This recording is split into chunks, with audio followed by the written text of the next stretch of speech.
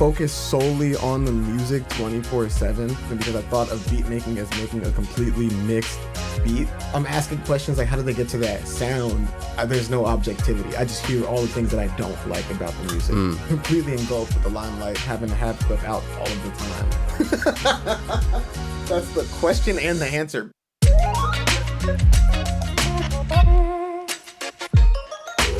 Yo, what's up? This is Toru, music producer, entrepreneur, and host of this show, Producer Head. Welcome to my in-person conversation with Nothing New, straight from his studio in Brooklyn. We sat down to talk process, patience, and what it really means to build a creative life without chasing the algorithm. Let's get into it.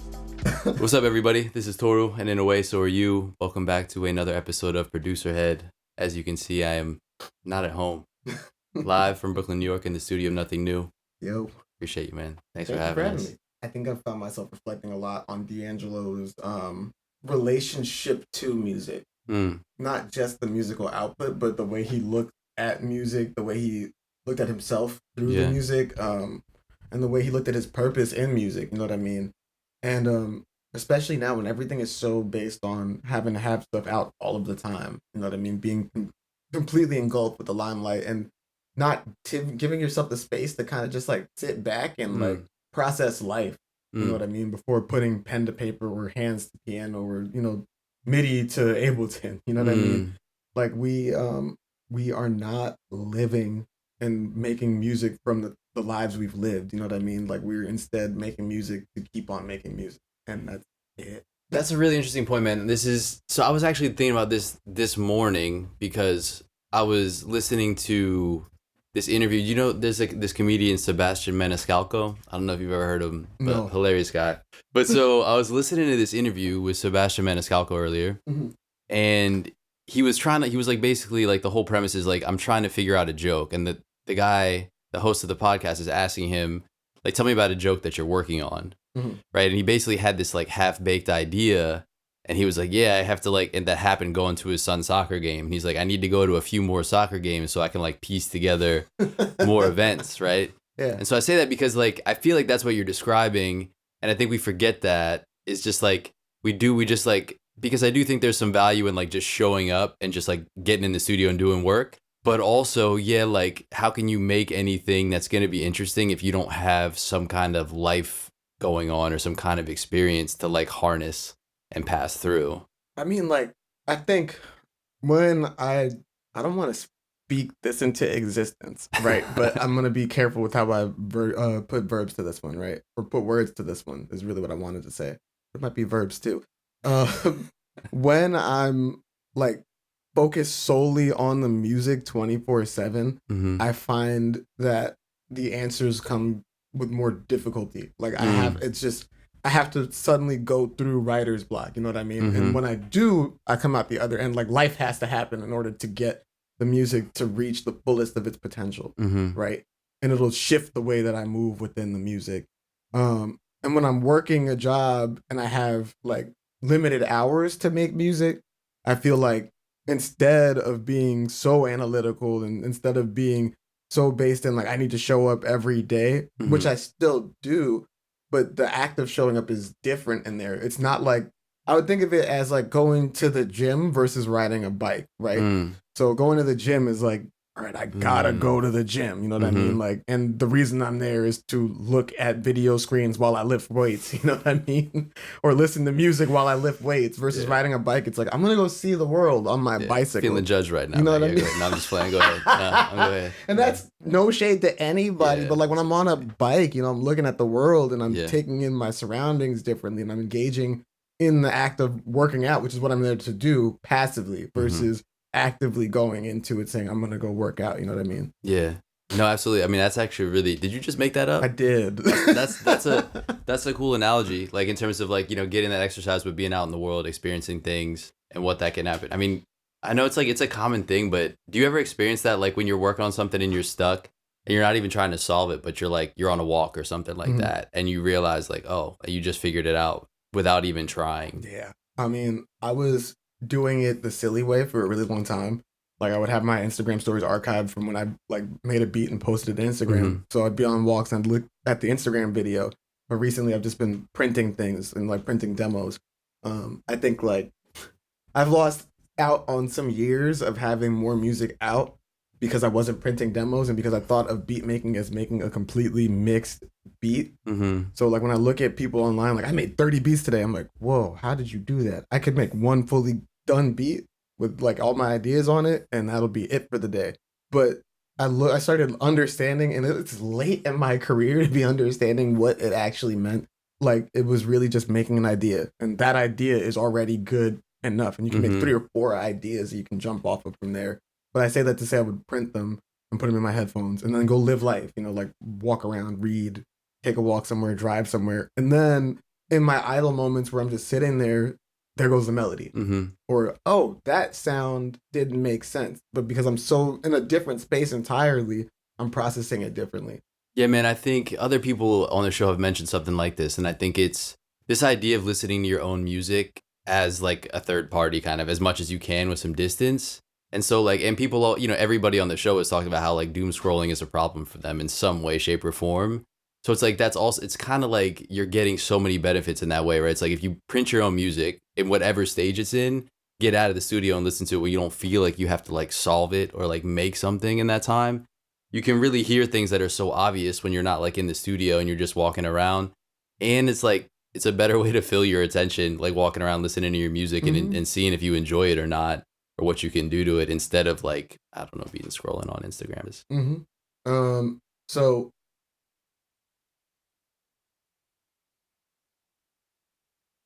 Um, I was a smoker. That was like my Mm, personality, and I've shifted to it being something that I kind of just I'll mm, do to enjoy it. You know what I mean? mm-hmm, Like maybe once or twice, but like not to the same extent as like waking up and smoking a big bong or something mm-hmm, and going through life that mm-hmm, way. Um, and recently, now that I've picked up a joint or something or like mm-hmm, sat with it outside of the way that I've kind of experienced it before, I'm listening to like 6 months worth of music that I mm, was very much in my head about. You know mm, what I mean? Like I hated a lot of that stuff. mm, But then I listened to it after, I might have taken a hit of a joint, and like I'm treating that experience number one as like not a regular experience. You know what I mm, mean? Like I'm not taking it for granted the same way. So I'm listening to the music and I'm listening to it and I'm hearing it at a distance. You know mm, what I mean? Versus being so close to all my work that like there's no objectivity. I just hear all the things that I don't like about the music mm, versus listening to it in a state where like that critical ear is gone. You know what I mean? And it's mm-hmm. still there because it has to be. It's part of you, but like it's not running circles of around the track trying to figure out what you did poorly in that situation. Right. I mean, I don't know. It kind of sounds like you're describing that the way that like the habit that you had around weed was something that basically made you more self-conscious about your music or maybe overly critical about your music and that It's interesting because like I think the opposite happened. really. I never made music. Like I've made in the past, I've made music under the influence of Mm, like weed or whatever, but like I don't do that too much anymore because I find myself having to be very like, especially after learning piano. It's like, okay, I need yeah. to figure out what these chord shapes actually mean. Like, what am I Mm, playing here, and how do I play alongside that? Um, but like substances were there, and they would make me a little bit more, I guess, objective from it. You know what I mean? mm, Like I look at it from a place of like, what does this song feel like interesting. versus Okay. what is this song doing? You know what I mean? Mm, And that's not to glorify weed any more than any other musician before mm-hmm, me and any other after me is going mm-hmm, to. But I think like I've understood what that represented to me, and that was putting distance between myself and the work.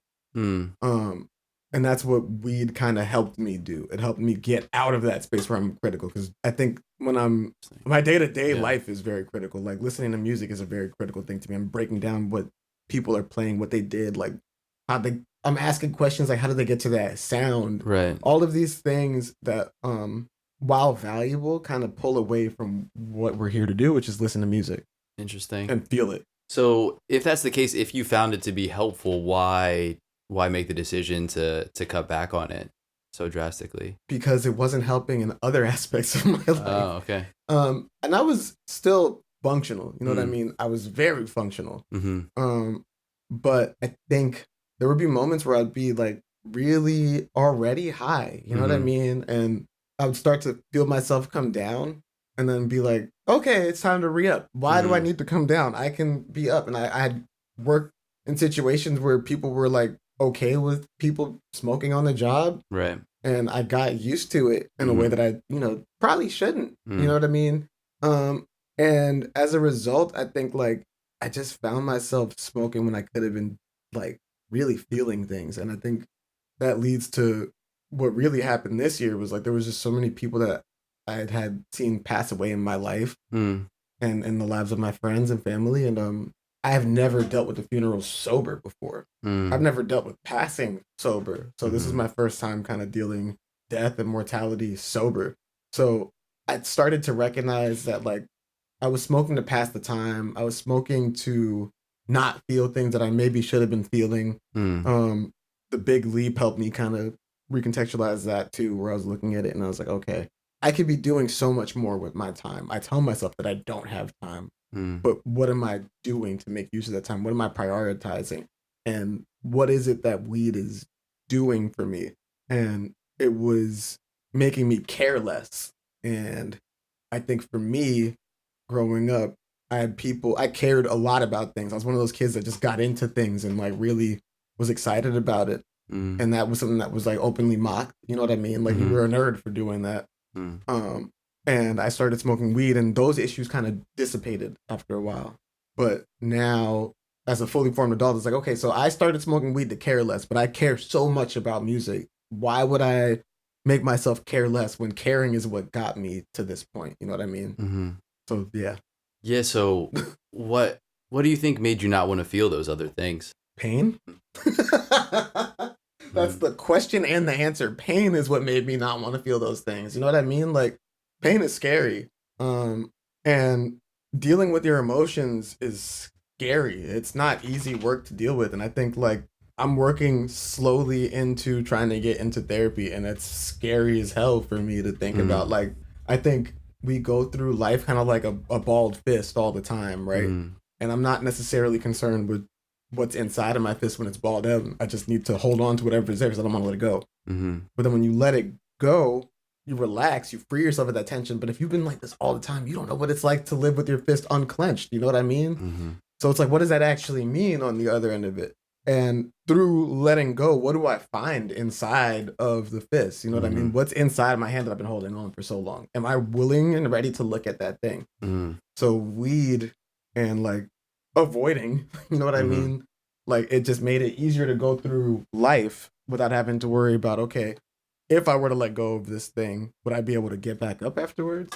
Yeah, I mean, that's just such a real ass answer. I mean, like because I was literally just saying this at lunch before I came over here, like with people. I'm like, because I'm talking to a friend who basically is like kind of has this idea that they want to bring about, right? But and I just asked him, what are you afraid of, you know, and what hurts, because that's the only way that you can bring about change that I've experienced, right? Is that you have to, and you always are afraid of something, and there is always something that hurts. And to your point, we're there's so many ways to kind of numb that, or to ignore it, or like look in another direction and distract ourselves from that. So first of all, it's really dope that you have that self-awareness to be like, something hurts and I need to address that. And so naturally that means like, what are the changes that you've seen as a result of like confronting that pain like head on? Oh. Oh man. So there are familial ties that I cut Mm-hmm. um out of self-preservation at first, Mm-hmm. then out of I guess fear of falling into habits that were detrimental for me at some point, you know what I mean? Or like allowing somebody space to do whatever they do, you know what I Mm-hmm. mean? And I've held that for like 5 years, and this Mm-hmm. year was the first time that like I spoke to that person and like really kind of closed the chapter of hurting about it so Mm-hmm. much. But then it opened the door, and that's why this is so easy. You know what I mean? That's why Yeah. being like a closed fist is so easy, because you don't have to worry about what happens after that. Mm-hmm. So in speaking to him, like now I'm like 5 years have gone past, and you've Mm-hmm. gotten older. So now my Mm-hmm. relationship with mortality has shifted like Mm-hmm. dramatically, because it's like, yo, I just spent so much time not dealing with something that I could have dealt with. Mm-hmm. and there was a point where it was acceptable to not deal with it, and I've gone past it. You know what I mean? Mm-hmm. Because of the fact that like I don't know what's on the other end of something. Mm-hmm. Yeah, it's sort of like letting like trash or something pile up in your house. Yeah. Yeah. Yeah. I mean, it's like yeah, you know, like when you make a meal or like you have leftovers and they're in your fridge and you're like, oh, that's expired. That's not doing good. And then you look at it and it's like, that's scary. I don't want to deal with that. It's probably gonna stink. You might as well just get it. You know what I mean? Because Uh-huh. it's rough. You know what I mean? But at the same time, it needs to be done. Like Right. you can't keep walking. You can, you know what I mean? But how Yeah. effective? I think that's what that book, The Big Leap, that's what that did for me. It made me recognize like how much time am I really spending on trivial things that I could have addressed, like Mm-hmm. things that have called for my attention, like that I need to process or that I need to do. Like I'll be sitting down here playing piano, for instance, and I need to get back to my routine, but I would be there playing piano and then think, did I water my plants? Did I move my car? And then I've fallen out of that flow state of making music. And now I'm thinking about my keys and my car and my plants. If I write it down, I don't ever have to think about that. Mm-hmm. It's written down, so I know I'll pass by it and address that thing. Mm-hmm. But yeah, I mean, it was a lot about reprioritizing the main thing in my life, which was making music. And I think like when we are accountable for our time, accountable for our energy, accountable for where we put our time and our energy, um, we're able to make decisions that really uphold our priorities, like where we want to put ourselves, where we see ourselves being, you know. Um, so I think like that's where a lot of those decisions started to change just my personal life. I started really seeing my willpower and discipline kind of shift differently, and like my diet changed and my relationship to drinking changed. A lot of stuff changed over that time. Yeah, I mean, I think there's some interesting parallels, I feel like. And so, like stop me wherever it feels like off or, correct me as needed. What we're saying is basically this idea that like if you don't live a life, how can you make art, essentially Mm-hmm. that's worthwhile or that you can feel proud of? The other part of that is like the weed is actually something, the way that you described it actually gave you a more like objective or clear perspective about your music in a lot of ways. Mm-hmm. And so in a way, you're like, that's the best way for you to be making music. Mm-hmm. However, you just said letting go of all of that has actually made your music better. And you even described it, I think, as prioritizing your music. Mm-hmm. So, I mean, that in a way sounds counterintuitive and makes all the sense in the world at the same time. I really wanted to be able to spend the right amount of time focusing on music. You know what I mean? And focusing on it in a way that is built towards longevity, built towards me being an artist till I pass. You know what I mean? Mm-hmm. Whenever that is. And I think where I wasn't really being honest with myself was in how present I was in making music. And I think like again that I mean the big leap is really that girl, man. It's really Mm. it. You know what I mean? Like that book really changed and rewired a lot in my mind about how I look at time and how I look at where I allocate these resources, right? So I think for me it was always like, all right, I want to be able to translate music in a way like when I hear the idea, I want to be able to do the idea, and I don't want to have to wait for the idea to kind of like make sense or stumble around chords till they Right. make sense. So I'm practicing music to be able to fluidly translate that thing. So then in practice, I would mess up and I'd beat myself up about the mistakes that I'd make in practicing. And it would only make me worse as I continued to practice the tune, right? And after reading The Big Leap, I would look at that and say, okay, well, why am I beating myself up? Because The Big Leap starts to make you think of everything as like, well, what is the why behind what the issue is? What is my problem um, that's causing me to really look at this so harshly? And it was because I cared. And when I realized that, oh, I'm upset with myself because I care so much about this thing, it started painting the way I looked at everything, right? And it started making me inject this care into everything that I'm doing. And weed was the thing that made me care less. Mm. It made me care less about everything, which is great in some situations, right? Sometimes you care way too much about little things, and like you take a hit of weed and you're like, oh, Mm-hmm. not that serious, I'm cool. Mm-hmm. But in other places, like maybe I should really figure out, well, why is it that this is bothering me so much that I would feel the need to go and smoke weed? And let's find the positive answer for it. And the positive answer again was I just care about music. So I need to make sure that I align my life, that I have enough room to care about music the way that I'd like to. Right. I mean, there's just this basic. It sounds like there's this basic cost benefit. You're like, okay, we did provide this like this beneficial perspective around my music Mm-hmm. at the cost of like a sense of like kind of detachment like from everything else in a way that's detrimental, and that kind of circles back and hurts my music, Mm-hmm. right? Because that negatively impacts the life that you live that supports and provides like the fuel and the material for music. Mm-hmm. So the big leap, you've mentioned it a couple times, and I know like, you know, when this came up a couple months back when we were talking, I don't even know how we got into it, but like that we both connected with that book in a big way. So for the people listening who haven't read it, can you give a little background of like the way that you see, like what is the book and like kind of the impact that it made on you, and maybe, you know, like why you would recommend it to somebody that you care about? Yeah. So I looked at the big leap when I heard about it as the answer for how I can get better at my career in music. And I think that was like a really misinformed way to look at it. Yeah, I thought that's a really misinformed way to kind of look at that. What it really does is it kind of forces you to take a look at all the different ways life has kind of shaped you to think about things and to perceive things. It changes your perception around life, and they do it through the lens of the upper limit problem. Mm. And I think what that started to do for me was it started to make me understand, like, okay, the behaviors, the self-sabotaging behaviors, which is all aligned with the upper limit problem, those are things that you do Mm-hmm. unconsciously or subconsciously to sabotage your own success, to sabotage your own growth at something. And I think I would look at things and be so confused as to why I would make decisions that like would inevitably hurt me. You know what I mean? Like Mm-hmm. simple ones, like not looking at your bank account. Mm-hmm. Um, and I would look at that and say, all right, that's just a thing that I don't look at my bank account because I don't want to know how much money I don't have. You know what I Mm-hmm. mean? Or maybe it's comparison. I don't want to be comparing myself to somebody else's money or what they're doing. Um, but then it was like through the lens of the upper limit problem, you look at it as like a way that like maybe somebody might have said something when you were young and it was your formative years and you didn't really have the language and the understanding to figure out what they were saying to you. But they said it anyway, right? Mm-hmm. And it still took residence within your heart and within your spirit, and it molded the way you perceive the world. So I think like my mom and dad didn't come from a bunch of money, but they worked hard enough to be able to afford like a house. Mm-hmm. When we were growing up, they bought like an older house and they fixed it up over time, Mm-hmm. and that neighborhood got gentrified after a while.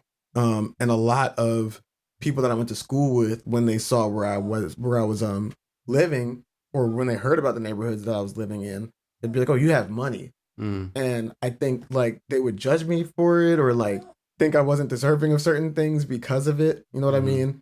Um, and think that like maybe my parents were like super rich or something. We were Mm-hmm. just kind of getting by. I'm grateful and blessed that they were able to work jobs that were able to provide me something. You know what I For mean? sure. But because people othered me for that without realizing that they were really othering me for Mm-hmm. something like that, you know what I mean? I looked at that as like, okay, well, maybe I'm not deserving of something. You know what I mean? Mm-hmm. And that has nothing to do with me or them or Mm-hmm. anything. You know what I mean? My Mm-hmm. parents just they did what they needed to do to provide for their kid, Mm-hmm. right? But because of the perspective that I was given in school, feeling like, okay, well, people think that, like whatever they might have thought of me, you know what Mm-hmm. I mean? And that goes back down to like caring, right? That's back to that whole conversation that brought the big leap into this conversation. Mm-hmm.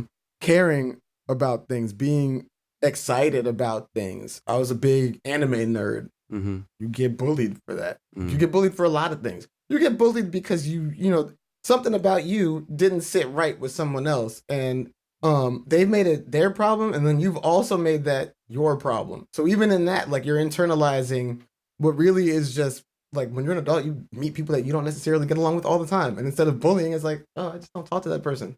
That's not the right person to be hanging around with. Mm-hmm. But because you're young and you want to fit into situations, you try hard to get somebody else to, want to vibe with you in that way. And they don't know any other way to get you to stop trying to talk to them. Right. But you internalize that. So yeah, how would you describe? So I guess the way that I think about the upper limit problem is essentially kind of like a self-imposed ceiling, Right. right? And so how would you describe like what was your self-imposed ceiling, or what is? There were a few. I don't think. I think I limit. I had an issue. Man, this one's getting deep. Yeah, no, I know, man. I had an issue growing up with my dad, right? Um, and we both are musicians, and we'd play music together. Because he would ask me to play the drums behind him playing the bass.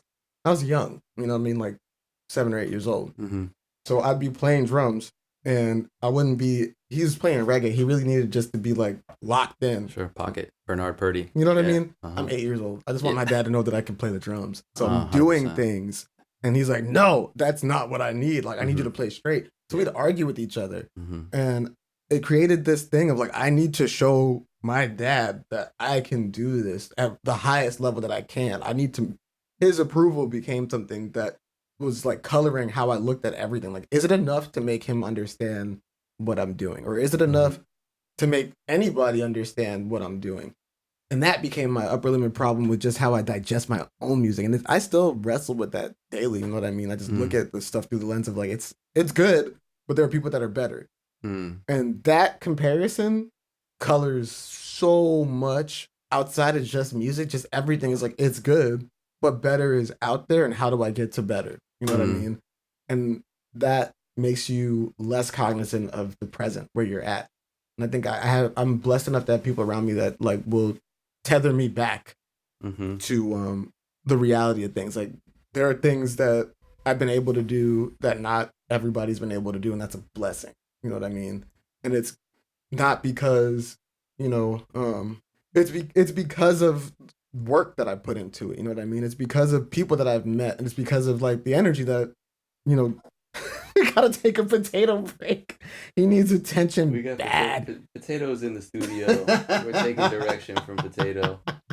He said somebody's gotta scratch me, man. Like, this dog really was like, I love this conversation, but y'all need to pause to give me a scratch, please. He's like, I'm an Thank you. emotional support animal. We're getting deep, you know. He Like, feels the vibe. yeah, he really does.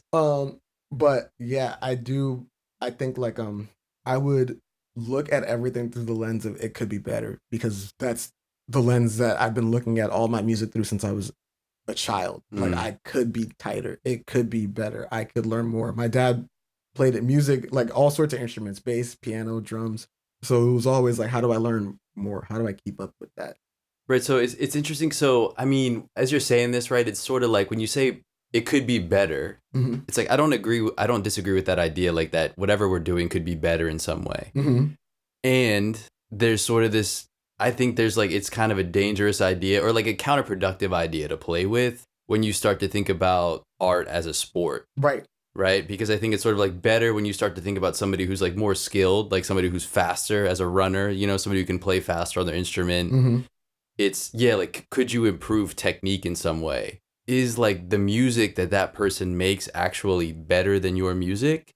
And how could it be? Yeah, I mean, so yeah, that's the thing, is like, right? And so how have you learned to kind of evolve, like, you know, because like my other belief too, and I don't know how you feel about this, is like those kinds of thoughts, they don't just disappear, you know, they don't go, you don't necessarily resolve these things. You kind of learn how to like coexist with them in a way that's like more productive, and to like kind of like those things actually help you kind of understand where you are. So I'm curious about how you've learned to kind of like live with that in a way that's like, that propels you forward instead of like maybe like keeping you down. So I think through my job, I've been able to go to playlist retreat, right? And that, I've dreamt of going there since I've seen it, you know what I mean? And I'm sure a lot of us, I'm sure listeners at home have as well. Yo, real quick, make sure you're subscribed at producerhead.substack.com. When you subscribe, you'll have a chance to submit your released music to be featured, send in works in progress for feedback, and you'll get 2 free production tools, The Invisible Instruments and Sonic Stimulus Volume 1. You'll receive The Invisible Instruments, a collection of ideas to help you in and out of the studio, plus Sonic Stimulus Volume 1, a royalty-free sample pack created entirely by me for the Producer Head community. Again, that's producerhead.substack.com. Subscribe for feature and feedback opportunities, plus you'll get The Invisible Instruments and Sonic Stimulus Volume 1. Subscribe for free at producerhead.substack.com. All right, let's get back into it. Yeah, real quick, because I mean, I assume that everybody listening to this probably would love to be invited if they haven't already. But can you, just in case they don't even know what it is, can you just give some background? Sure. Yeah. So Playlist Retreat is hosted by DJ Jazzy Jeff and his family over in his house, basically. You know what I mean? And he invites the world's greatest musicians and producers and DJs, vocalists, all to his house. But the focus is on recharging, on them providing a service to these artists so that they can recharge and collaborate and leave that place feeling revitalized about wherever they were at, right? Mm-hmm. And I think I've always looked from the outside looking in as like, man, it'd be so sick to be able to be there and like look at what's going on over there and like be a fly on the wall or to collaborate with some of my favorite artists ever, right? And when I started going as a part of my job, I was like, man, this is amazing. I am here. I'm able to be a part of it. I'm able to like visualize it, finally like actually like be in the space and share music with people too and connect with people, right? Mm-hmm. And then on the other hand was like this big looming imposter syndrome of like, why am I here? Like, what am I doing here?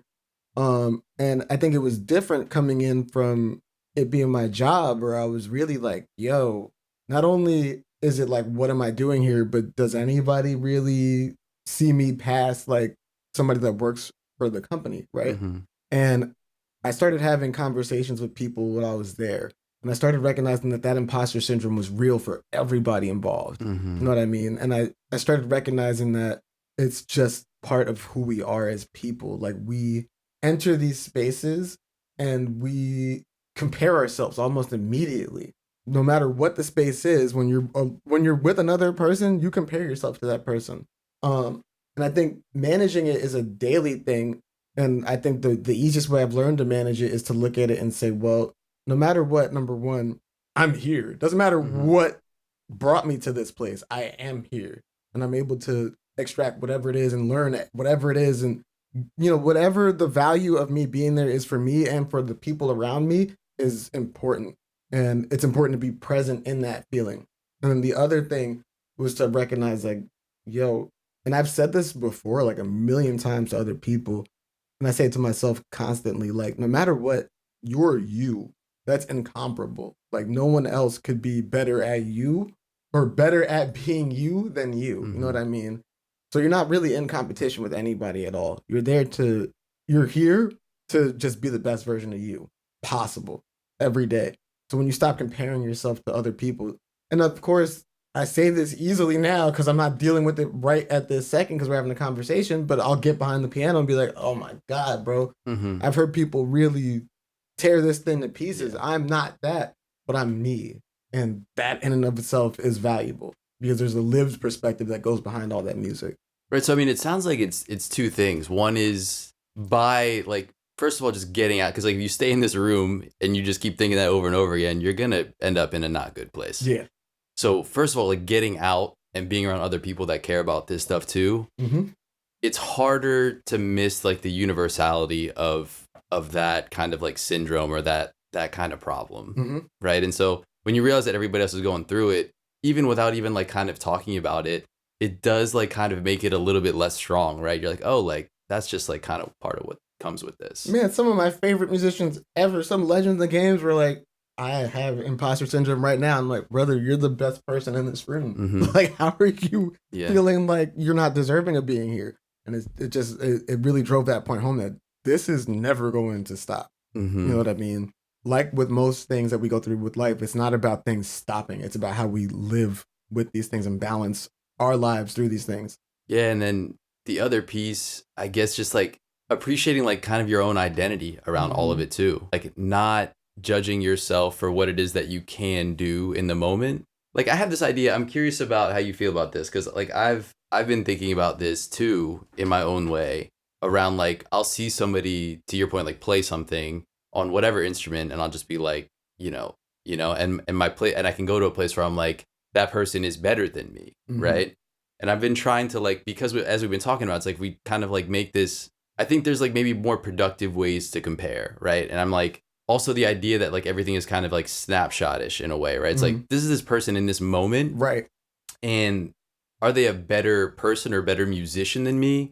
I mean, I guess that depends on how you feel about it, but the way that I've started to think about it is they're more skilled, Mm-hmm. right? And they're more skilled because they've been doing this for longer and in a more focused way, Mm-hmm. right? And so, but you could argue that we're on similar paths, Mm-hmm. right? And just in different places on that path. For sure. And it just has to do, but what you can, and so you can't skip all of the things that they went through to get there. Nor do you even know what it Yeah, is. exactly. So the point I'm trying to make, I think, is that I think what you have control over in that situation and what makes a musician in my mind is just like, is that personal commitment to working on it. And where you happen to be is kind of a natural like consequence or like byproduct of like whatever it is that you've been doing, right? And like that person is playing incredibly well in this moment because of a a really great number of hours that you can't actually see, leading up to that. And I think you Listen, have the control of like deciding how consistently you want to practice the piano. so yes, and you know Mm-hmm. what I mean? Like the big thing that I've been kind of dealing with, and we spoke about this off camera. We spoke about this off camera. Um, he's gonna be all in the audio of this. It's gonna Just be dog breathing. breathing. Um, but it's real. The thing Yeah. that I recognized about music is that We'll you, just, you we'll gotta just go. just EQ cut that. It'll be fine. Put soothe on that. Mm-hmm. The thing that I realized with music is that it's a communal experience, and you get that really heavily in playlists or at Mm-hmm. playlists because there's so much based in collaboration. Like all of it Mm-hmm. is geared towards getting people Mm-hmm. from all different walks of life to like meet each other, to Yeah. learn with each other, to grow with each other, to bond. Yeah. And I think what like we were saying earlier, like we were speaking on earlier, music as a producer becomes such an isolated singular existence, right? Mm-hmm.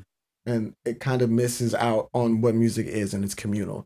Like what I was saying earlier was like if somebody's playing piano in one corner of the room, and actually I could kind of put it into real terms. Like I went to playlists last year and I had an experience where I was like really, really self-conscious and doubtful about a lot of different things. Mm.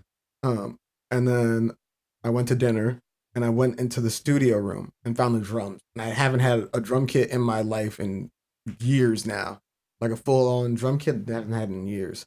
So I went to go play drums, and then people started kind of walking in, and the plan was to just play drums and Yeah. get away and then be Yeah. good with it.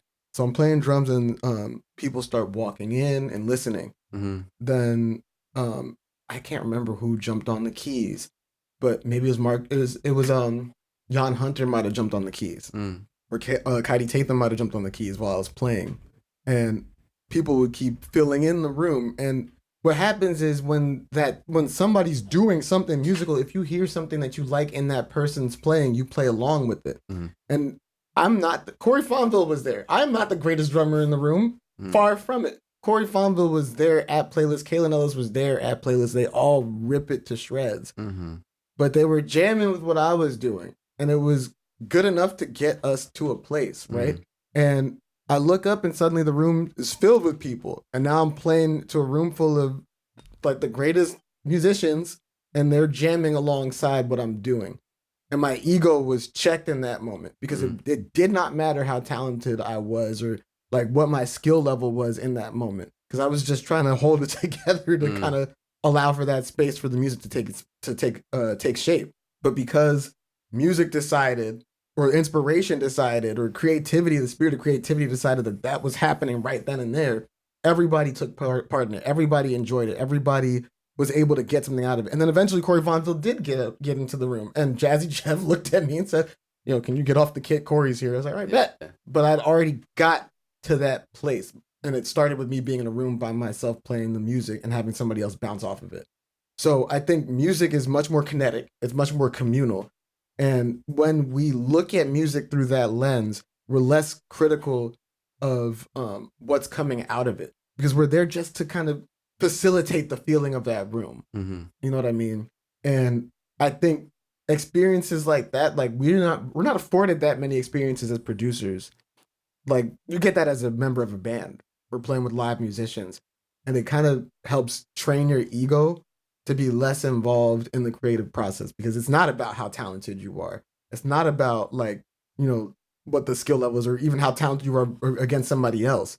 The idea's time has made itself known and you were the person there to receive the idea. Your job in that point is to translate that into the music. And I think that's what really started me down the path of learning as much as I can. And it stopped being so much about, yo, I mean, and it still does because I'm a human being, you know what I mean? I'm not going to talk like I'm past that, but it helped me navigate that feeling a little bit differently and think of it as I just want to get good enough to translate the idea when it comes to me and to be able to facilitate that for the inspiration that came down. You know what I mean? Versus like, I'm not good enough at this thing. It's more like, okay, I need to be good enough that I'm not spending time trying to figure out what it is that moment is saying to me. I put it on Instagram. I try to write down things when they come to me, but like the point of studying and practice, you can read it. It's in your hand now. Like, No, you guys, this is your hand. This is just how you write. Like this is like art. Like I'm not gonna. You can't see my handwriting. But yeah, you gotta read it. But it's yeah, okay, I'll read it for those at home. The point of studying and practicing is to create a clear path between inspiration and application to communicate exactly what the moment called for. And that's what we're here to do as musicians. Like we're not here to like show what we can do, but we're there to really just meet the moment with our technical skill. And that's what being in those rooms at Playlist started to show me. Like these people aren't here to prove to anybody that they're the best in the world at anything. Mm-hmm. Number one, most people already know that those people are. Mm-hmm. But number two, they just want to be able to feel the music, translate that moment, and accurately translate it the best they can. And that means that you play until you can get the chords without having to stumble around them. You play the rhythms so you can hold them down and lock it in. You practice singing and learn your voice enough to know, okay, this is my register. I can go up to here, down to here. Anything else is playing around too much. Anything lower, I might lose the character of my voice. So this is where I sit, and that's what I'm going to do. I'm going to play my role just like anybody else does. And that's what being in a band does. Like that discipline isn't trained to producers in a room with Ableton. We got to learn that after a while. No, man, it's just making me think like, I love that we're gonna have to I'm gonna take a photo of that later. But like this idea, like, you know, again, going back to like this idea that music is not sports, Mhm. right? Because in sports, in a way, the goal in a sense is almost separation, right? Like I'm better than I'm faster, I'm stronger, you know what I mean? Like, and in music, the goal, the way that I kind of frame it in like as connection, right? Mhm. Like, and what you're trying to do is get good enough to be able to connect in whatever context matters to you. Mm-hmm. Right. And like, so that's the thing is like, you're actually building skill in order to get closer to things instead of to like get farther away Wow. from things, you know? And I think that is like kind of what this made me think about in terms of that's really the big distinction in terms of like, you know, and you could argue though, there's still overlap because like in a team sport, right, what you're trying to do is come together as a team to separate from the rest in a way. Right. But it's a really interesting point, man. And I agree. I mean, I think it's like, you practice all of this stuff so that you can hopefully take the thinking out, right? And you're not impressing, but you're trying to express something and connect to a situation or a moment. Yeah, I think, and going between working with full or going between kind of freelancing and having hours of time where I can just write music to go into a full-time job where I don't have that time the same way, it's only accelerated my need to want to get more fluid in my instrument. You know what I mean? Like I want to be able to fluidly roll across the keys, easily get that idea out. And I could have said fluency, you know what I mean? It could have been fluent, but it's not the language that I'm really looking for, but it's the freedom. You know what I mean? Like the language of music, to be fluent in music is beautiful. Yes, it's you can be fluent in English, right? But you can't put together like great works of literature. That takes a different type. That takes fluidity. That takes you effortlessly letting things flow. And it takes you kind of lowering that filter of the ego that says that's not enough. And that's the work that we kind of engage with as musicians, as artists, as creatives. Like it's not so much that we're trying to get better at something. You know what I mean? But it's more about removing yourself as the barrier for that thing to be creative. Yeah, man, it is. It's just like letting it pass through. Because you mentioned that before, right? I mean, it sounds like you don't believe that humans create ideas. Birds were singing before we ever decided to write a song. You know what I mean? that's just how things are. He's singing right now, Potatoes whining in a tune of "I Want My Mom," Yeah. and these guys are yapping. But you know, like, um, We love you, Potato. Yeah. but these things existed before we did. You know what I Mm-hmm. mean? Music. I've always said like the Birds carried a tune long before That's we kind of did. a bar. Did you make that one up too? Somebody else might Yeah, have. yeah. I mean, I like that. I mean, it is. I mean, that does kind of sum it up right there. So if they were doing it without knowledge of the next best record, you know what I mean, Mm-hmm. then we should only hope Mm. that we can do the same with our music. You know what I mean? Just to translate that thing. We don't know why birds sing. That's just how they communicate, right? They might not Yeah. even be speaking to each other. We don't Yeah. know that. That could be a non-communicative Yeah. kind of thing. They just do it. I mean, because we've been keeping it so light so far, I do want to ask you, like, when it comes to like practicing instruments, Mm. how do you approach practice? Because I think like there's a lot of producers in different stages of it, and I Mhm. think a lot of people get into production maybe with little to no conventional background, and then they get interested in learning piano or guitar, drums, whatever it is, you Right. know.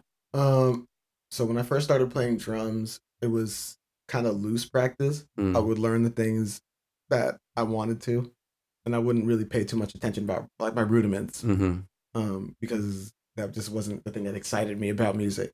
Now I tend to learn the songs that excited me, Mm-hmm. try to figure out what about those songs excited me, whether it be the chord voicing or the way the melody moves or just like these things for me. I know that they're part of my own like language, my own sonic language, right? Mm-hmm. So I learn those things, then I try to transpose them through different keys so I can actually use them. Mm-hmm. And then for the most part, like after that, it's just foundational stuff, right? Like if I find that, I think what I do with my practice a lot is like if I find myself using the same old chord shapes, it's then time to go learn a new song. Mm. If I find myself stumbling over my scales, then I need to put more time into reinforcing either rudimentary scales or going in and learning other ones that I haven't touched yet, Mm. right? Sometimes, like with D'Angelo passing, I started looking at more D'Angelo songs and recognizing that like his voices are composed of pretty simple ideas, Mm-hmm. but they're spread out in a way that feels differently, and they play in tandem with other instruments that create one big harmonic idea. He's not doing a bunch just to do a bunch. Like all of this stuff is together for a purpose, right? And I think like once I learned like minor nines, I Mm. was like, all right, that's the most beautiful sound in the world. I want everything to be a minor nine. And then I started writing more and more music and being like, all right, let's add more chords. Let's like voice them differently. Let's spread them across. And after a while, it's like, well, what were you trying to say with all that? You know what I mean? Like, did that actually communicate the feeling that you were looking Mm-hmm. for? So I went back to triads and I recognized, like, oh man, my triad game, like my recall for triads isn't what it used to be. So now I'm practicing triads again to get them moving and to appreciate them differently. So for practicing, I tend to mix rudiments with music that I'm excited about. So and the music that I'm excited about keeps me engaged with practicing because once I do learn it, I'm like, okay, cool. Now I can play this song and I love that song. Mm-hmm. But then when I find myself struggling with things, I make sure to spend that extra time to study what's actually causing an issue. And I try to do it all in the beginning of my day when I'm the least focused. Like when my brain is like, I can't. Like if I don't drink coffee before I practice, I'm terrible. Things are not connecting. But I think that's like doing fasted cardio, right? Mm. Going to the gym with nothing in your stomach and kind of just pushing through. Mm-hmm. When you do have all that stuff, when you have everything that you need to perform, you're better for it because you've performed with nothing. Yeah, that makes a lot of sense in terms of the way you set up your practice. I mean, it's like practice like basics essentially, and like just like there's a lot of technique in it, but also through the medium of songs that you're just naturally interested in, so that you're not like just creating like a diet that you hate, Mm-hmm. basically. Yeah, I mean, and then also I think most beat makers have learned how to make beats through breaking down the beats that they love, Mm-hmm. right? So in learning the samples of some of those beats, now I understand what it is I love about that thing. I like the way this progression moves. I like the Mm. voice leading of these chords. Kind of chord, what is the tonal quality of that chord, right? Let's Mm-hmm. figure out all of these different things that make up why I like that. And then you could listen to other music and recognize, oh, I liked that in this song too. I like that in this song too. I just like that voicing. Mm-hmm. So let's learn more about that. So that's what I try to do with practice. I try to explore the things that I enjoy about it because I'm going to use it in application once I sit behind the piano. Right. It sounds. I mean, I would kind of describe what you're saying as like putting language to your preferences, like Mm-hmm. really understanding instead of just like. So it's just like something more tangible and something you can replicate through. Right. When you eat food, there's flavor profiles that you enjoy more than Mm. others, right? I'm a sweet and salty kind of person. I Mm-hmm. like that. So when I hear that, I'm going to go Mm-hmm. for it. And the more I figure out why that is, the more I can expand that to different food, right? Like to Mm-hmm. go into different cuisines, even. Like if I know that this cheese pairs good with this meat because of that same kind of sweet, salty thing, now I can start eating that at that restaurant. You know what I mean? Like I can Yeah. go elevate my dining experience. It's the same thing. Like we Mm-hmm. learn the basics of things and we learn what we like about of things, put it to a language, and now we can go wherever we want with that language. That's fluidity. Yeah. So I'm wondering, can you speak to how you see it? Like, how has like that kind of practice like showed up in your music in ways where you're like, I'm really glad I'm. I think getting from point A to B is really where I recognize, like, I'm so glad that I took the time to learn it, Mm. especially now that I find myself away from the studio more frequently than I am in it. So I'll be out in the world and I'll hear chords in my head. And in the past, I would be like, all right, that's a cool idea. Too far away from my computer to play that one. So Mm-hmm. that's just going to have to come up somewhere else, I guess. Mm. Or it's gone forever. Through practicing, now I can go, okay, think about this chord for a second. Let's voice how we want the top line, the melody to be. Okay, cool. We voiced the melody. Think about it again. Let's figure out what the bass line is going to be. Mm-hmm. Okay, cool. Now I got the bass line and the melody. Everything else is just filling it out. And once I have the bass line and the melody to kind of play between, I can figure out the other chord voices and it'll start to pull that recall back where I understand, like, okay, that's the thing that I heard in my head. I know what that is. I can figure that out. Versus before, that would be like a fleeting thing. And I think it's made me, ironically, through the ability to recall music, I've been less precious about ideas because it's Mm. like, okay, I can get that back. Like, Mm-hmm. I'm not worried about that disappearing forever. I can get that one back Mm. because I know what that is. So can you speak a little bit too to this just like kind of habit of reading that you've kind of approached and adopted like kind of more intentionally? Mm-hmm. So this goes all the way back to me smoking weed. I remember one day I had finished all my work for the day. Was like, I'm gonna smoke a big bong rip and kind of like chill out for the rest of my night. It was the weekend, so it was really like we're logged out. Mm-hmm. Um, and then I was that a work day? Oh, that might not have been a work day. That was a weekend because it was a late shower. It Mm. was a it was a late in the day shower. So I had went to go after I did my thing with the weed. I went to go take a shower, and Mm-hmm. I'm there, kind of just like high thoughts. You know what I Mm-hmm. mean? Just letting them kind of circulate and do what Yeah, they need high to do. thoughts meet shower thoughts. Yeah. Yeah, I'm in a Yeah. place with it. You know what I Right. mean? And I had like really intrusive thoughts about mortality. Mm. And I remember getting out and hitting up Shanoa and being like, man, I'm stoned and I'm having like really sad thoughts about friends and family right now. And Mm. I don't know why.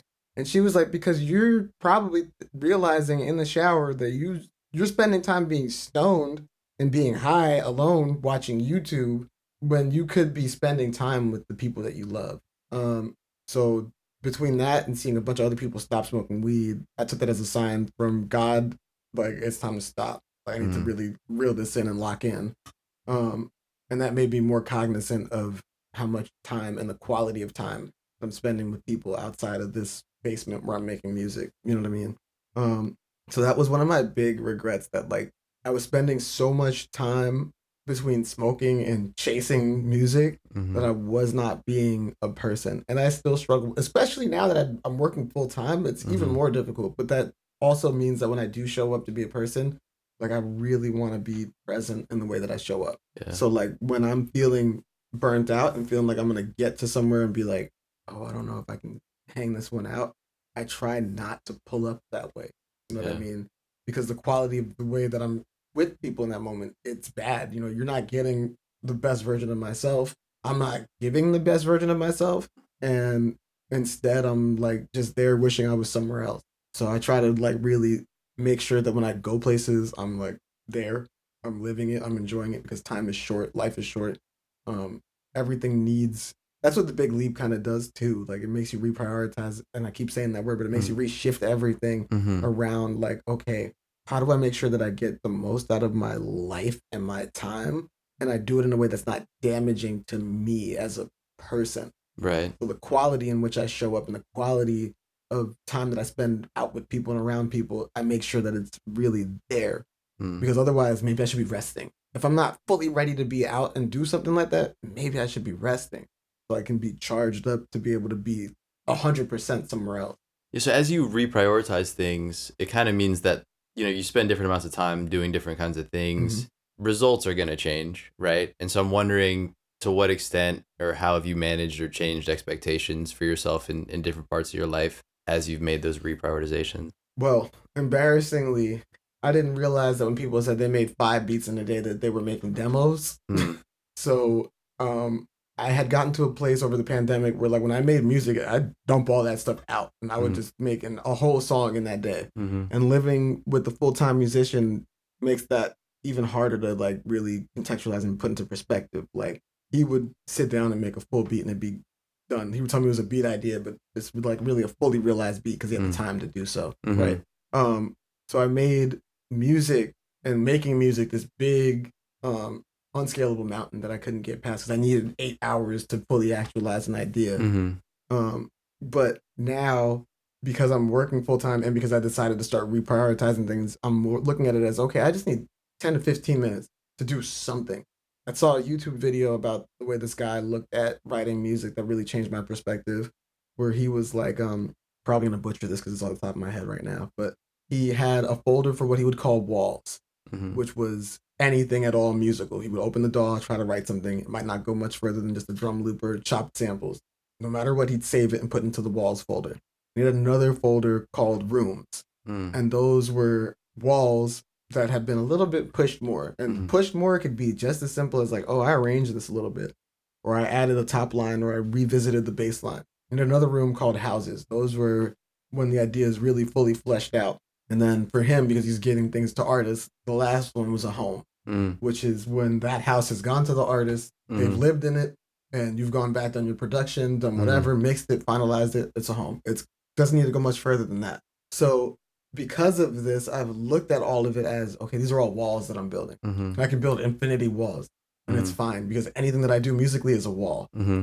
Um, then when it's time to go look at rooms, I could look at all those things and say, okay, this one's cool, this one's cool, this one's cool. Let's kind of expand on these ideas. And I think like when I had a job before the pandemic, I didn't have the luxury of time to really just dive into one idea and take it from beginning to the end. So I lost that objectivity of being able to make an idea and the idea is good enough for later. When I got into album mode, it'd be like I write a whole fucking song and that's done. That's a song for the album. Let's write a whole nother song. Mm-hmm. That's another song for the album. You know what I mean? Yeah. Like versus here's one demo, two demo, three demo, four demos, 17 demos Mm-hmm. that at least I've been able to sit down and make music, which is the end all be all of all of this, to be able to sit down, make something. Um, I practice, I wake up at 6:30 in the morning as much as I can. I'll have a coffee, I'll say a prayer, I'll read a verse, and then I'll go practice. And I'll practice till it's time to go get ready for work.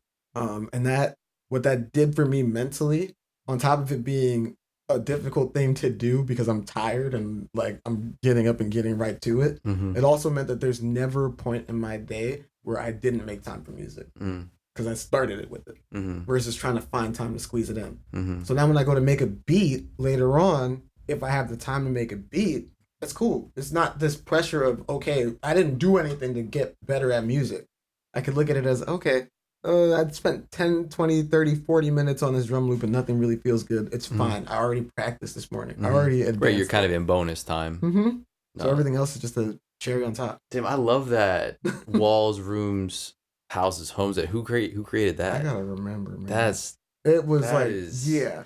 because I've been actually like working on an idea like that about how to structure to share with people about how to like move through, and I've created something super similar, but like that is like that naming is really compelling. Yeah, Man, that's that really really changed. And to have it as a folder. yeah. So what is cool about that is before it just be Beats 2025 and then everything Yeah. would be named the date and I'd have a million different ideas of that. Yeah.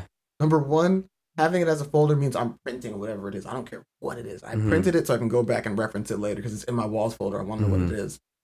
Number two, the dopamine hit of saying this is in a folder now, and then you can look at Yeah. that folder and be like, oh, look at all the stuff that I did as my walls. Mm-hmm. It's not wasted time. Mm-hmm. It was walls that I built. Now I can go back and fish for it.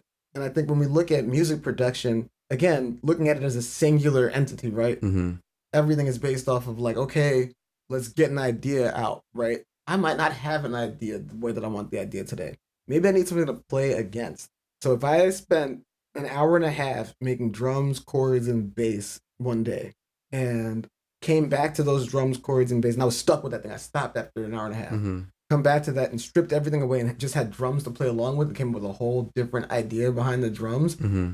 Now I'm playing off of my own idea. So maybe my brain was not in editor mode. Maybe my brain was in like accompaniment mode, right? Like I want to Mm-hmm. play along to something.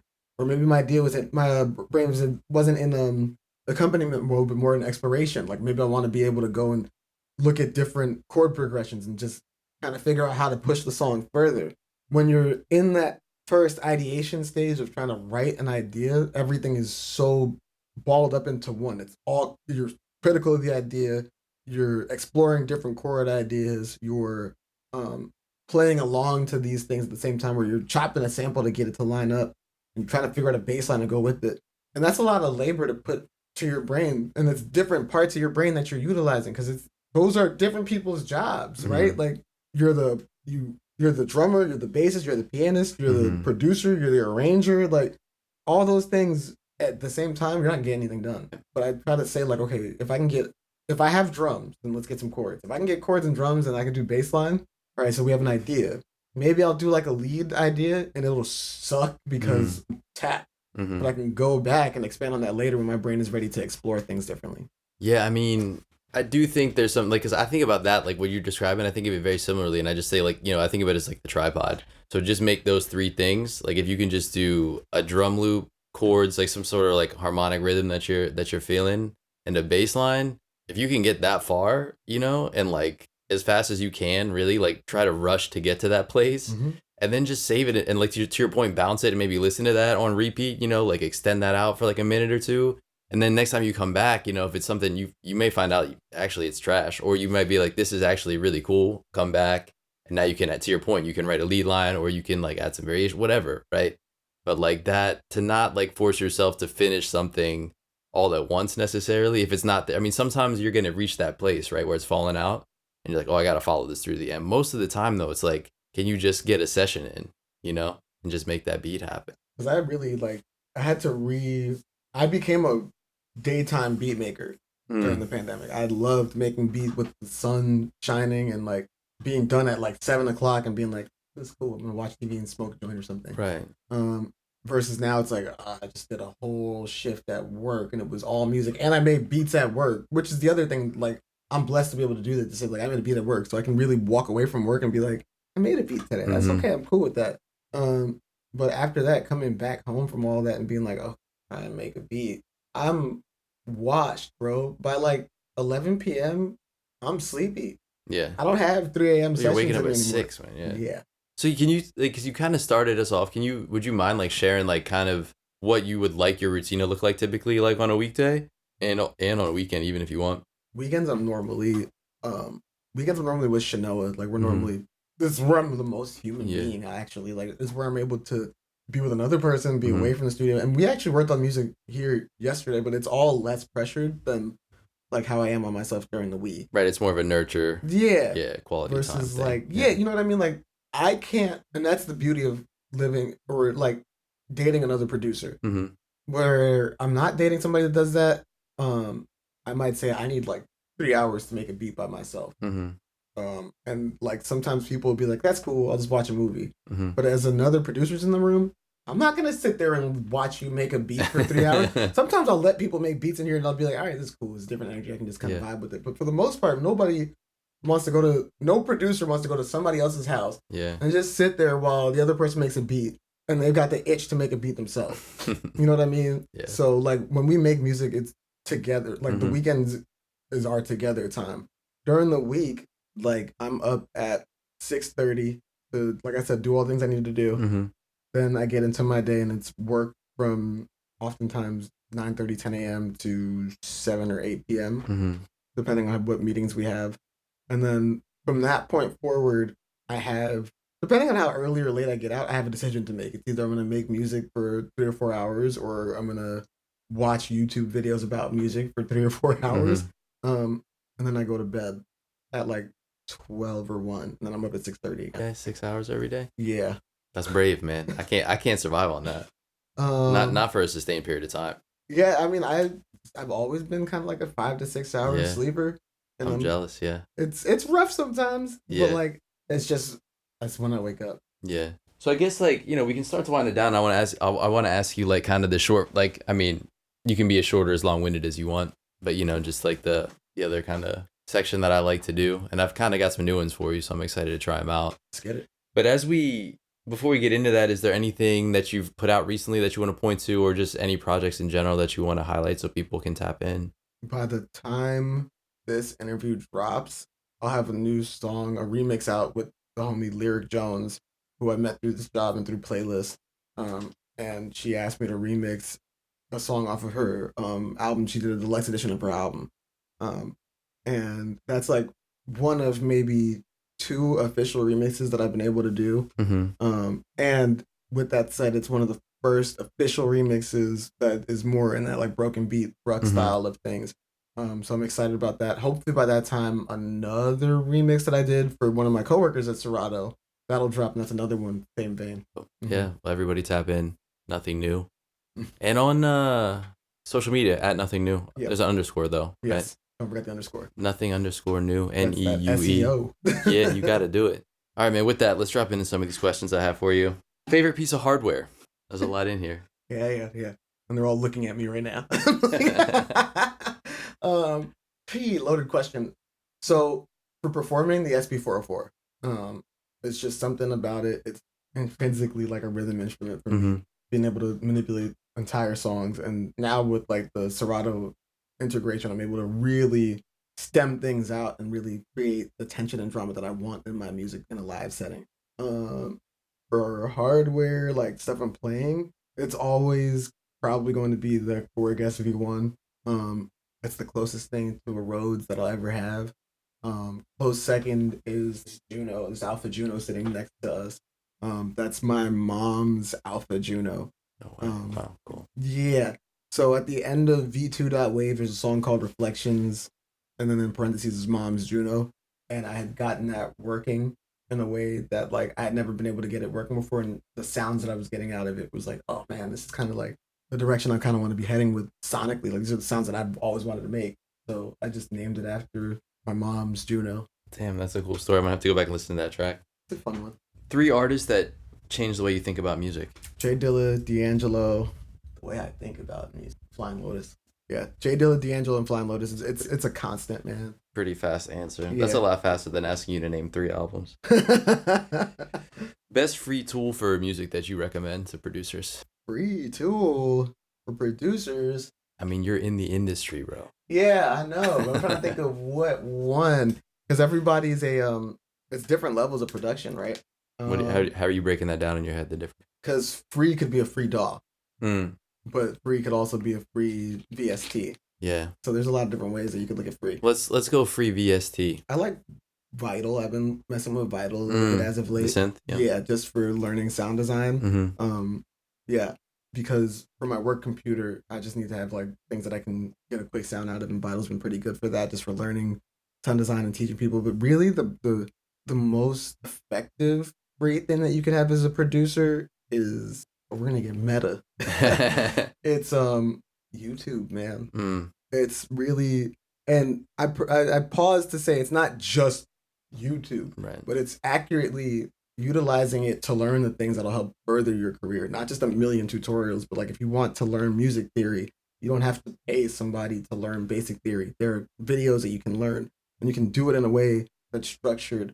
I love the Paradise Musician on Instagram, and I think they're on YouTube too, but they just post song covers on piano. I'm not hip. Okay. Yeah. It's great because like you can learn something for no money at all. All you need is your MIDI controller, So you can learn songs that interest you and you can start to understand what makes those songs work.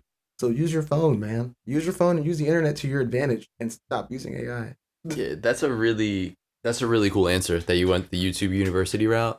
So let me ask you, because I think I agree. There's so much information, and given that, how do you go about? Because I think about me when I was first starting out. I'm like, there's so much information, and so by definition, like your ability to discern like what's of quality, Mm-hmm. right? Because there's just so many channels. Have you found anything to be useful in like kind of identifying over time, like that kind of sixth sense for like so that you're not watching a ton of them, so you can feel like you get there maybe in the first or second try, you're watching something that's helpful. So I think the most important thing is to use, man, old man waving fist, shaking fist like cloud. Like avoid the algorithm, man. Like Mm, actually go in there and look mm, for the things that you need. So for mm, example, and this takes like I think people say I went to school at YouTube University and they're like, yeah, like I learned everything from YouTube, and you think that it's just going on YouTube and all the answers appear like how to mm, mix a song, right? mm, So instead of going how to mix a song, it's like pick a thing to get good at, right? mm, Like go to youtube.com if you don't understand compressors. How do compressors work? Not mm, how to get this person's sound with the compressor, but what makes a compressor work mm, and what does each thing on a compressor do? They want to get better at sound design? Okay, let's look at ASDR, right? Let's learn how attack, mm, sustain, decay, and release work mm, on a synthesizer. Let's learn about LFOs. Let's don't just copy what somebody's doing. Don't look for like the Flying Lotus tutorial to try and get the fly low sound. mm, Instead, break down what people are doing and try to figure out what it is. Like I use YouTube to watch documentaries, mm, to watch interviews, to watch people perform live, to listen to what people are doing in the live setting. And these things help me understand where the weakness is in my own game, right? And if we're going to take it to the sports analogies, right? Like that's what players do. You watch the game, mm, you watch other people play, you watch other teams practice, you watch videos of yourself practicing. So using YouTube as an actual active learning tool requires you to be active in it, not passive, not letting the algorithm tell you here are the top 5 neo soul chords. Instead, look up a D'Angelo song mm, who doesn't even like to be a neo soul artist, mm, but like look up how those chords function. What made that chord progression work? What about it makes your ear perk out? So your ears are like the free, and that's where I really wanted to take the meta thing. The mm, most important tool you can have is your ears, man. mm, Like listen to music in a way that's active, that you're listening and deconstructing what people have done. It takes the fun out of it sometimes, but like it helps you figure out where the weaknesses in your game is so you can go back and strengthen it. mm. And it's not to say that you're bad or good at anything, but it's to say like this is where I'd like to be, or this is where I could be a little bit better. Yeah, man. I mean, it's cool because I see the parallels in the way that you were talking about piano earlier, Mm-hmm. and just kind of like getting into the rudiments and like breaking it down to fundamental things Mm-hmm. and its component parts and building up on that. And there's also this piece of like, I don't know, when I feel like kind of what you're describing is like specificity, right? Like, at like what is it that you're trying to understand? Like, first, like go in there with the actual really the more specific your question is, the more likely you are to be able to arrive at something that can help you like move forward. Yeah. I mean, I think like so many times people are like, how do I get a good mix?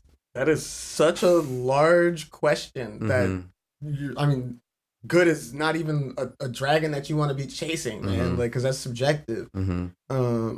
But if I ask how to get a compressor to work, then I Mm-hmm. know like what is the compressor doing, right? And I'm still learning things, different ways people compress things, right? Mm-hmm. So like, what is the compressor actually doing for the sound? What is limiting actually doing, Mm-hmm. right? So like what um what is limiting actually doing to the quality of the sound, right? So if I want my sound to sound, better words, let's try this differently. If I want my music to Mm-hmm. sound a certain way, right? If I want the elements of my music to stand out in certain ways, then I need to control them in one stage so they can be accentuated in another stage. Mm-hmm. So like knowing that I don't need my hi hats to be very very loud because I'm gonna smush some things and mastering to bring it all up. Knowing that like okay, my low end isn't fighting with anything other than the kick drum, so I just need to make room for that kick drum to exist with the bass, and I'll be kind of straight. Then I can use saturation to kind of excite the upper frequencies and the upper harmonics so that you can hear the top of that instrument, and it'll draw your attention psychoacoustically to the Mm-hmm. bottom of the instrument. But that years, you know what I mean? Mm-hmm. Just just that and understanding what saturation is actually doing to the sound takes years of studying that versus going to a YouTube thing and saying like having somebody say, "Oh, I just saturate the bass," but why? Like, why are you Mm-hmm. doing it? What are you doing to the sound, and what problem is it solving? Because that's what we're doing as music producers, Mm-hmm. as musicians as a whole. Mm-hmm. Even writing a song, like returning the chord progression to the one or to the root of the song. You know what I mean? Like all Mm-hmm. of these things are problem solving. Like even like when I started learning what passing chords are, because I loved the tension that they did. Mm-hmm. It took me forever to understand that like it's not just some random chord. You're Mm-hmm. deviating slightly to Mm-hmm. add tension, but always targeting where you want to be landing the Mm-hmm. resolve to the tension. So like there's just so many different things that we could be learning about music through YouTube if we go at it in a place of like, what is it that Oracle rubbing the magic like the magic Yeah. whatever the ball the 8 ball Oracle, like how am I gonna get to what I need today? What are what are different ways to EQ a sound? You know what I mean? What is an EQ do? All these things are so they're all cumulative Mm-hmm. and you can't learn it in one video.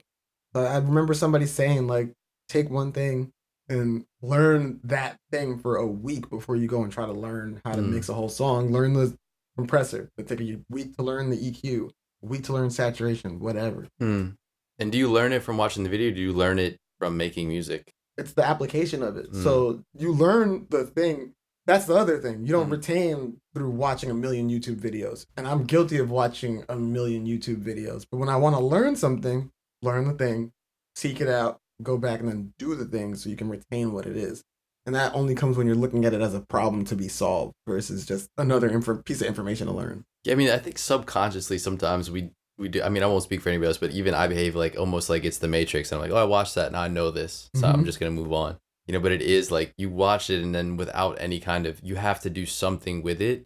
To your point, to retain it and to understand it actually, because it's kind of, I don't know, the way that I think about it, it's like almost hypothetical learning Yeah. until you do something, right? It's just like I kind of understand it conceptually. That all makes sense. Doesn't mean I can use it in any kind of way that's effective or helpful to me. That's like when you learn a song, you learn the song in the key that it's in, then you've learned a song. But if you learn that song in 3 or 4 other keys, you've learned the functionality of what that song is doing. Mm. And that's more important than learning what the song is. And it's the same with reading, right? Like, I get embarrassed because I'm excited about reading, but I'm only on my first go of reading all of these books. There's stuff that I'm not going to understand in those books till my second and third time. I got to go back to read things. So we watch a video, learn the thing, go do the thing, carry the thing, keep carrying the thing, drift further and further away from what we learned, and then reach the same problem again later in your career. Mm-hmm. Then you got to go back to that same video and say, okay, what was that thing again? Mm-hmm. Oh, right. Why was I doing it this way when I could be doing it this way? Oh, because I thought I knew something and I deviated. That was all just from Best Free Tool. How about that?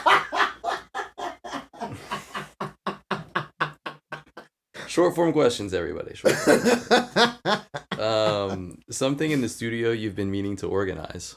My studio. 2 words. Oh, short form questions, short form answers. There we go. Back on track. One production technique that you overuse. Oh, minor nines, bro. Release my people from the shackles of minor nines, brother. There's I do love a minor nine. I love them to death, Yeah. but like It's a great song. once I started doing them, I was like, put this on everything. It sounds so cool, and then it was like I'm saying the same thing over and over again. Yeah. Why? Because I'm not using triads or sevens or anything. I'm just minor nining everything. It can't all be 9s and 13s and 11s. I think we forgive you, man. What's something about the music industry that would surprise outsiders? It's super lonely. Mm. It's super lonely. No matter, like, it's just, yeah. I think, like, there needs to be more conversation around mental health and musicians. It's a lot, I think, like, it's a lot of traveling by yourself. And I'm not, you know what I mean? Like, I'm not touring at all. But through traveling for work and then traveling for out-of-state gigs and things like that, when I'm not going with, like, Shanoa or a friend, I'm going by myself, just on an airplane by yourself for a lot of it. So it can be lonely and isolating. If you don't have a party in your green room, you're in a big ass room by yourself with way too many beverages and too many chips and too many fruit bowls to like eat all of it by yourself. You know what I Yeah. mean? So it's just a lot of yeah, it's not something that I think a lot of people. I mean, I'm sure they do talk about it, but it is one part that surprised me when I started to talk to more people and then experience it myself. That's actually a really powerful image, man. To like go into a green room and be like, I'm not. Who's gonna eat all this? Bro, Yeah, like yeah. whenever I do a show out of state, I'll hit up a homie like, "Yo, man, do you want like a whole bunch of liquor, beer, and fruits and vegetables?" I made a joke before with Flamingosis, like we gotta just do like a tech rider where it's just our groceries, and then we'll just bring them back to the apartment. We'll have Yeah. a bunch of groceries. We'll be set. Yeah, just like can we send you the Instacart order and you just send it to our hotel or Airbnb? Toilet paper, Yeah. paper towels, like we're good. We're taking these home. Yeah, underrated product people should know about. Musical product. Any product. Any product. Can be music if you want. It's probably gonna be music. But I gotta think of what it is. Underrated. Not that we're here to just convince people to buy things, but No. But I'm trying to think of what's an underrated thing. Underrated product. Let me be funny with it. Your bed, bro. Man, as a musician, as an artist, as a creative, your bed is the most underrated product there is. You need to go to bed. Get some rest. Go to sleep. From the dude getting 5 hours of sleep a night. Come on, man. Look at how underrated it is. I don't even mess with it. Oh, I don't know. I guess I still gotta ask you. I wrote it down. Last book that stuck with you. Oh, okay. Last book that stuck with. I'm looking at a bunch of books that Essentialism was really good. Essentialism was very good. And it's really just dialing into similar themes of like the big leap, but just allowing space for purpose to exist instead of trying to fill it all with just things that don't adhere to anything at all. You know what I mean? Like things that feel good but might not necessarily be good for you. Like dialing your life down to that you're making decisions that are geared towards where you want to be. Super cheesy. I just told him to go read a self-help book. By the way, there's no books over there. Best piece of advice you've ignored. Go to sleep. Yeah, go to sleep is the best advice I've ignored. Also, learn music theory. My brother, my mom, my dad, they're all musicians, and they were really adamant on me learning some type of like harmonic and melodic theory. And I was like, that's really gonna take away from what I'm trying to do here. And I wish I learned earlier. But it's never too late to learn anything at all. I'm a late in life learner. Just go and learn something. But I think like had I learned music theory earlier on, I'd have a different base to be working off of, and I would have had the time that I don't have. The luxury of being able to be a teenager and practice piano all day long, all night long, guitar, same thing. And then let me flip it a little bit. I like this question actually. So, what about the best advice that you've received that you were right to ignore? The best advice like that it's like somebody gave it to you and they genuinely thought it was a good advice. You ignored it and you turned out to ignore it like for the better. Like you were right to ignore it. Somebody said I should make more radio friendly music and I should make things that align more with like the top artists in that time. I think at that time it was like Drake. So not much has changed. But they were like, why don't you make things that work for radio? And I was like, I don't know, it doesn't really interest me in that way. In doing that, I made a decision to be more authentic to the things that I wanted to do, which led me to here. Now, I had another friend that said, you know, I'll probably blow up before you, but you'll probably be around for longer and you'll probably get further along than I do. And I took that as kind of like a slight. It was like, damn, bro, you telling me I'm not good. But because I wasn't chasing a sound that existed, I allowed for the bespoke nature of my music to shine instead. So the opportunities that have come my way have been based on me being me versus me chasing something else. And I think I had a thought while I was speaking to, I think I had a thought is a crazy sentence to put together, but I had a thought with an artist that I was speaking with over the week, and I had shared it with him, and it was, you can't go an unconventional route expecting conventional results. So when you do something that is in and of itself like the opposite of what other people are doing, you can't expect to get their results. You're doing this. This is your thing. So you have to be okay with whatever those things are, however long it takes to break through. But you need to be honest in that thing that you're pursuing. Because if you're there to pursue what's worked for someone else, then you're shooting yourself in the foot because there's so much traction that you could be getting being yourself. And it's way easier to be you 24/7 than it is to chase somebody else all the time. Nothing to add. If you could change one thing about the internet, what would it be? I would undo the algorithms.